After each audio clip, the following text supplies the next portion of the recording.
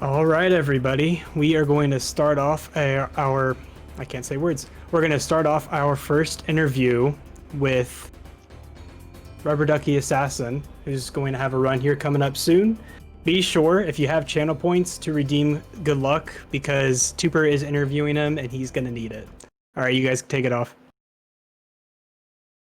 All right, welcome everyone, and I'm Hi. here with Rubber Ducky Assassin, who is becoming our resident GBA speedrunner in Spyrothon.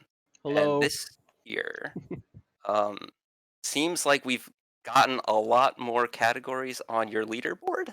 Yeah. You wanna, let's see, we have no fire breath, all gems, and cheap percent category. That's correct, right? Yep. Cheap So, percent actually has two or three categories as like a variable, just because cheap percent is showcasing the cheat codes that are in the game, which they're just like combinations like up, down, left, right, A, B, X, Y, whatever. Um, and putting in certain codes, you'll get different cheats. So those categories are just like you're allowed to use those cheat codes to either beat the game as fast as possible or get everything as fast as possible. and what kind of cheat codes are you using in that case? So it's faster to warp to any of the levels through the atlas, which is like your menu. So instead of having to go to the level to be able to see it in the atlas, and also uh, you're able to warp with the atlas without having to beat the game. Um, so you're just able to do a lot of new game plus stuff, and also just not have to worry about fire breath or anything in terms of actually obtaining abilities. You can have all of the unlockables and abilities at the beginning of the run, and you can also make Spyro blue, which is cool. Ooh, that's an And important yeah, one. yeah, blue's pretty cool. Yeah. Ooh, you definitely planned that out. I have mad Yeah. respect for that. Thank you. So with all those new categories joining the leaderboard this year, what made you choose all fireflies to submit to Spyrothon? So all fireflies is the one of the out of all the new categories that's a main category. All of the miscellaneous categories are I would say valid. I pretty much made up the idea with all of them. And the reason I just wanted to branch out into adding more categories, including all fireflies. First of all, sorry, I'm gonna diverge a little bit.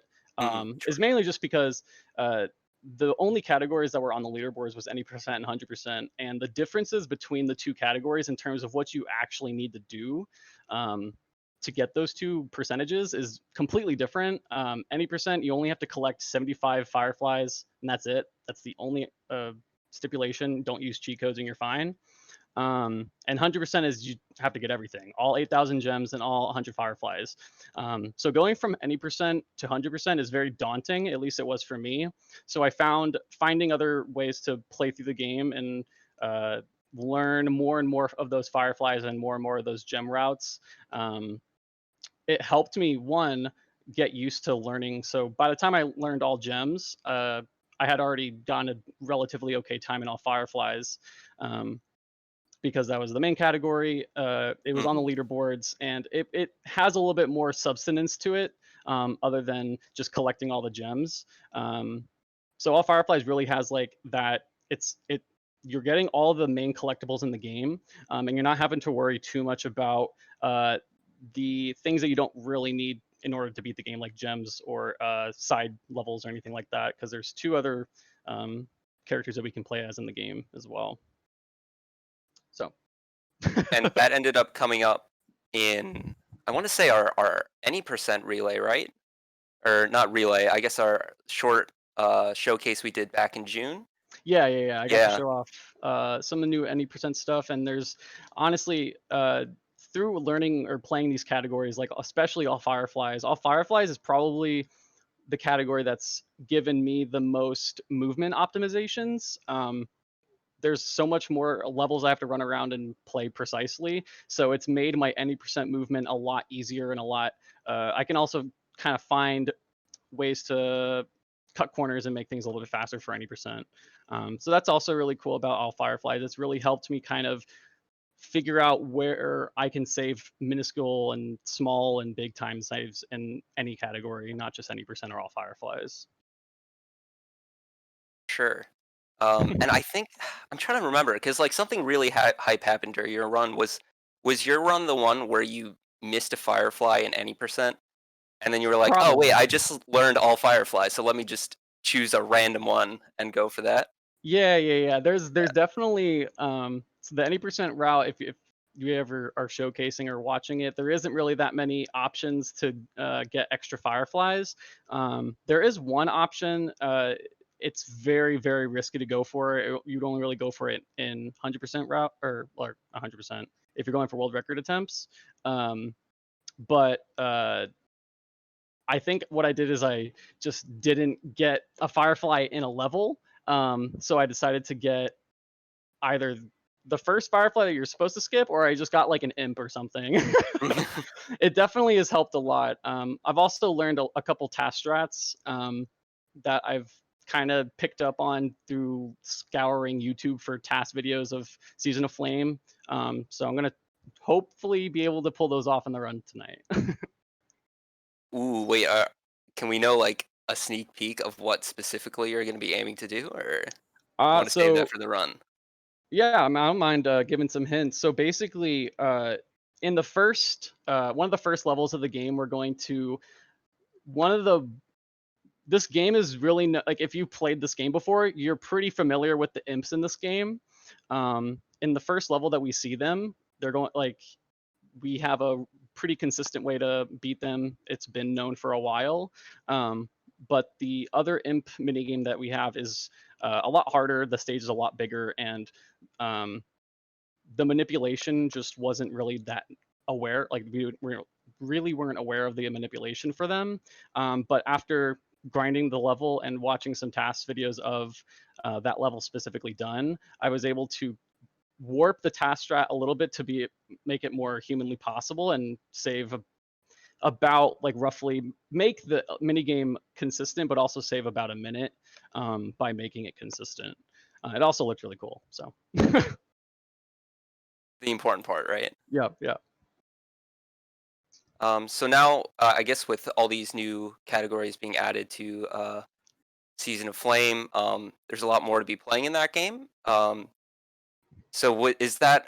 Well, I guess first let's start. Like, would you ever run any non-Season of Flame GBA games? Specifically, I guess Season of Ice and Attack of the Rhinox. Yeah. So the reason I got into running Season of Flame in the first place was because it was just a nostalgic game. It was the first Mhm. video game I ever played, and along with Season of Ice, actually. So Season of Flame and Season of Ice are very like nostalgic and close games to my heart. And I've wanted to speedrun them for years, and it didn't take. It took until 2017, or 2018 for me to actually pick up Season of Flame, and it took until 2019 for me to actually play the game and get good at it. Mhm. So I'm glad that I'm like at the point where I'm starting to get familiar with the handheld games, because it's definitely my favorite speedrun I've ever picked up, Season of Flame. So I do plan to move on to Season of Ice in the future for sure, because that's just a nostalgic game that I want to see if I can get in touch with again. I actually didn't know Attack of the Rhinox existed until this year. So shout outs to Bread Ghost. I've actually never played any other Spyro game on console or anything. Like the only Spyro games I've ever Really? played are Season of Ice and Season of Flame. Yeah.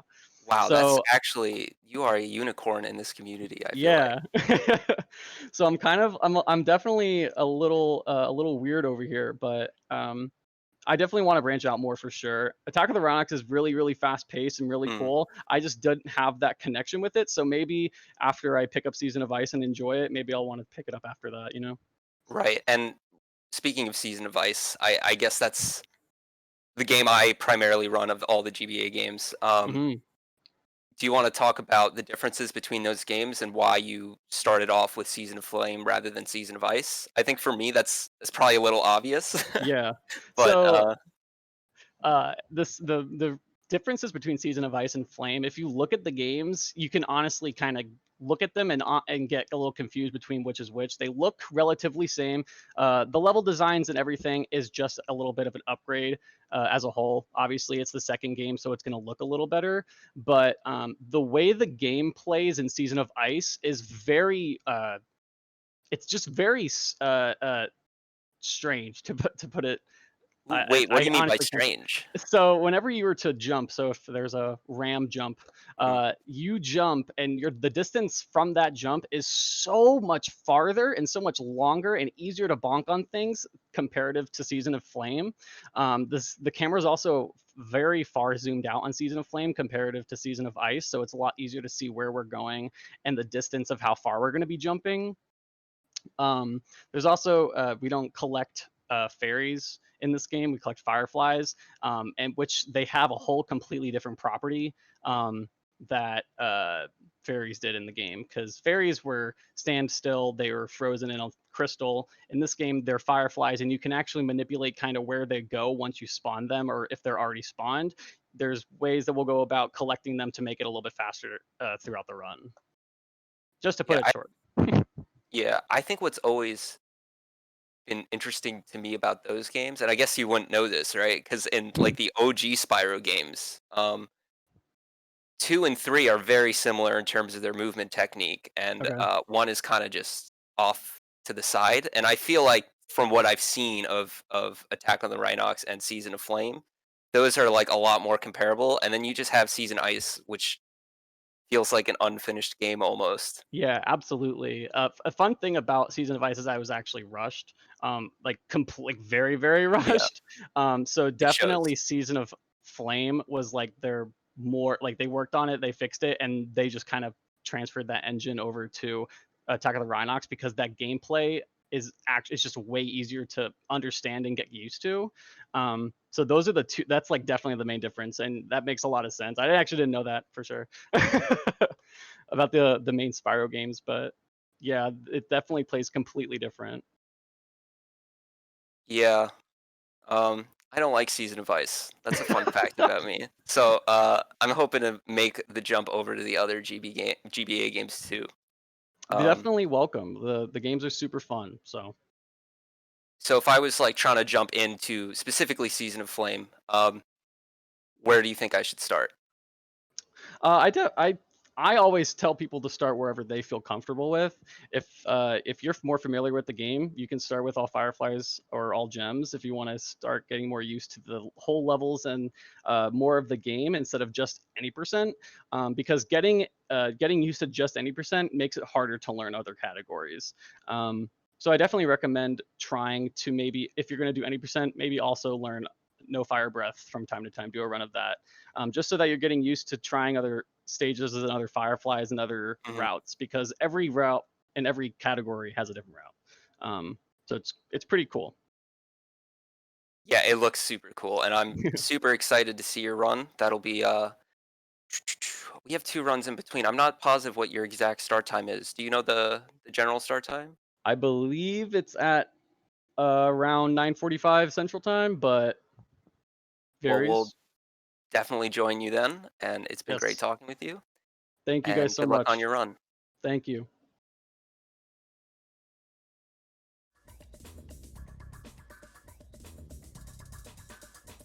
All right. Thank you so much, Tooper and RDA, for that awesome interview. So yeah, be sure to check out that run and a couple runs. We have 2 runs right before that. So we have Spyro the Dragon Vortex coming up in just a few minutes. And then right after that, we have 80 Dragons by Yes Wally. And then right after that, we'll have that run that should be pretty good.